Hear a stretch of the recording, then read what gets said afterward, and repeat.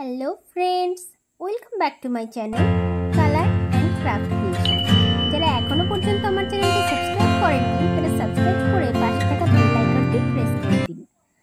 অনেকেই আমাকে রিকোয়েস্ট করেছিল যে একটা মিনিয়েচার কিচেন সেট বানাতে। তো অনেক দিন ধরে ভাববো করে আজকে লাস্ট অবধি বানাতে বসে গেলাম। কাজের অনেক প্রেশার ছিল বলে অনেক দিন ধরে চেষ্টা করলেও বানানো হচ্ছিল না। তো ফাইনালি আজকে আমি বানিয়ে ফেললাম।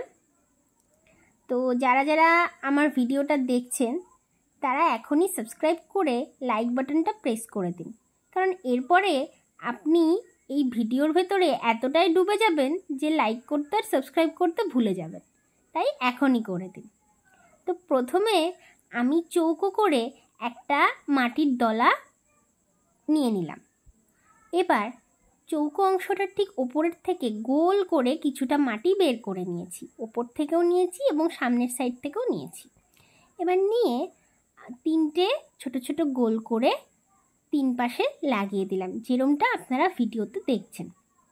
আশা করি বুঝতে আর বাকি নেই যে আমি মিনিয়েচার কিচেনের প্রথম কি বানাচ্ছি। হ্যাঁ, আপনারা ঠিকই ধরেছেন, প্রথম উনুন বানাচ্ছি।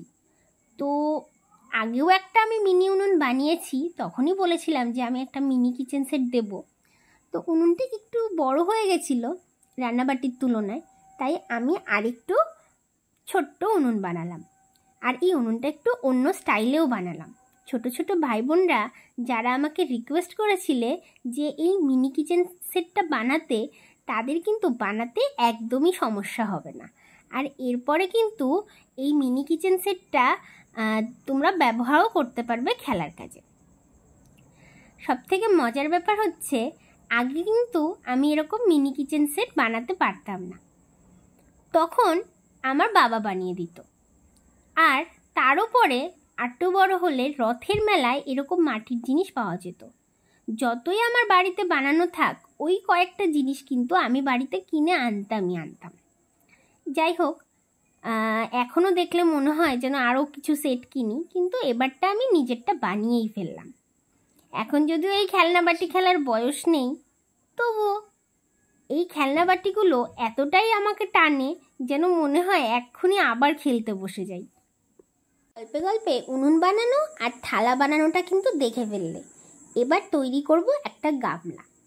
এর জন্য বাড়িতে যে গোল চামচগুলো থাকে, সেই চামচগুলোর পেছনের অংশে কিছুটা মাটি লাগিয়ে ভেতরটা গোল বানিয়ে নিলাম। এতে করে কি হলো, খুব ইজি হয়ে গেল ব্যাপারটা। তবে যদি এরম গোল চামচ না থাকে তাহলে কোনো ব্যাপার না, আমি পরবর্তীতে বাটি বানানো দেখাবো। আর সেই বাটি বানানোটা একটু বড়োভাবে করলেই কিন্তু এরম গামলা হয়ে যাবে। ব্যাস, এবার আমি আঙুলটা একটা গোল মাটির ডলার মধ্যে ঢুকিয়ে ঘুরিয়ে একটা ছোট বাটি বানিয়ে নিলাম। ঠিক একই রকমভাবে আরও একটা বাটিও কিন্তু আমি বানিয়ে নেব, কারণ থালা বানাচ্ছি আর তরকারি দেওয়ার বাটি বানাবো না, তা কি কখনো হয়? বাটি ছাড়া কি খেতে দেওয়া যায়? একটু করে কাদের রসগোল্লার মধ্যে কড়ি আঙুলটা ঢুকিয়ে ওপরটা একটু সমান করে নিলে বাটি, প্রথমটা একটু বড় আর তার পরেরটা আরও একটু ছোট বাটি করে নিলাম। এবার পালা তাওয়া বানানোর। এর জন্য কাদার রসগোল্লাটাকে একদম সমান করে বেলে নিয়ে গোল একটা জিনিস দিয়ে কেটে নিলাম গোল রকমভাবে। এবার কাঁধাটা সামান্য তুলে দিলাম আর একটা ডান্টি বানিয়ে তার পেছন সাইডে লাগিয়ে দিলাম। ব্যাস, আমার রুটি ভাজার তাওয়া আর ডিম ভাজার তাওয়া কিন্তু তৈরি হয়ে গেল খুব সহজে। আর এই যে অংশটা আমি লাগালাম, এটা হচ্ছে হাতল, এতে কিন্তু সহজেই রুটি বানানো যাবে। এবার ব্যাস, এরপর পালা পরবর্তী জিনিসে। বলুন তো আমি কি বানাচ্ছি? এটা বানাচ্ছি হাঁড়ি। এর জন্য আমি যেরকম গামলাটা বানিয়েছি ঠিক সেরকম একটা গামলা বানিয়ে নেব। এরপরে মাটিটাকে পাতলা করে বেলে নেব সমান করে। এই গামলাটার ওপরের দিকে এই অংশটা লাগিয়ে নেব সুন্দর করে, দিয়ে দুটো অংশ ভালো করে হাত দিয়ে মিশিয়ে নেব, যাতে কোনো রকম জয়েন্টের কোনো অংশ দেখা না যায়। যেমন করে বাইরের সাইডটা জোড়া লাগালাম তেমন করে ভেতরের সাইডটাও কিন্তু জোড়া লাগাবো। পুরোটা জোড়া লাগানো হয়ে গেলে ভালো করে মিশিয়ে কোনো জয়েন্ট যাতে না দেখা যায় পুরোপুরি হাত দিয়ে ভালো করে মিশিয়ে মুখের অংশটা কিছুটা ছোট করে নেব হাত দিয়ে চেপে চেপে। মাটি বেশি পাতলা করলে কিন্তু জিনিসটা ভালো হবে না, একটু শক্ত শক্ত মাটিতেই কিন্তু বানাতে হবে। আর খুব বেশি জল ইউজ করলেও কিন্তু এই স্ট্রাকচারগুলো থাকবে না।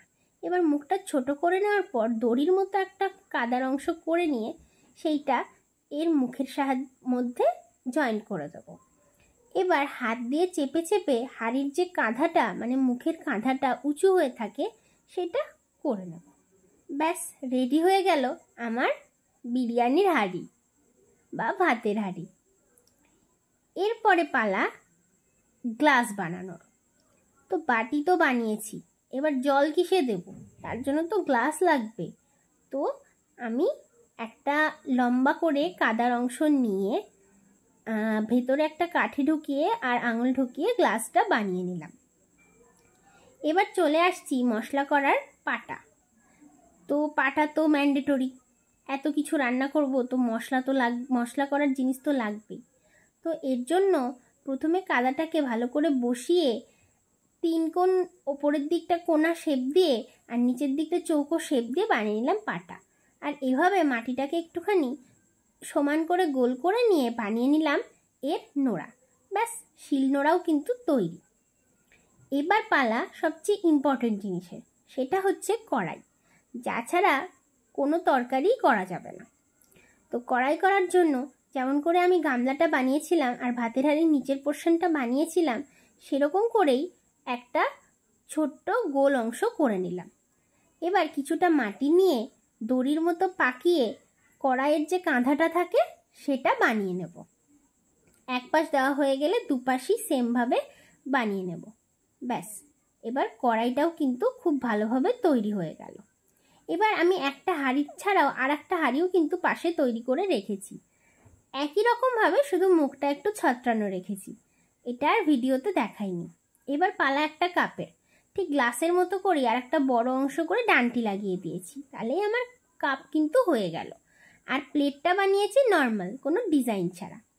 আর এভাবে কিছুটা মাটি নিয়ে ওপরের অংশটা একটু গোল করে বানিয়েছি হাতা। আর ঠিক একই রকমভাবে দড়ির মতো কিছুটা অংশ করে সামনের দিকটা একটু চ্যাপ্টা করে বানিয়ে নিলাম কিন্তু খুন্তি। এক ভিডিওতে তো এত বাসনকোসন দেখানো সম্ভব না, তাহলে ভিডিও অনেক বড় হয়ে যাবে, কারোর দেখতেই ভালো লাগবে না। তাই আমি পরবর্তীতে আরও একটা ভিডিও দেব। সকলের ভালো লাগলে সাবস্ক্রাইব করে পাশে থাকবেন। জয় শ্রীকৃষ্ণ।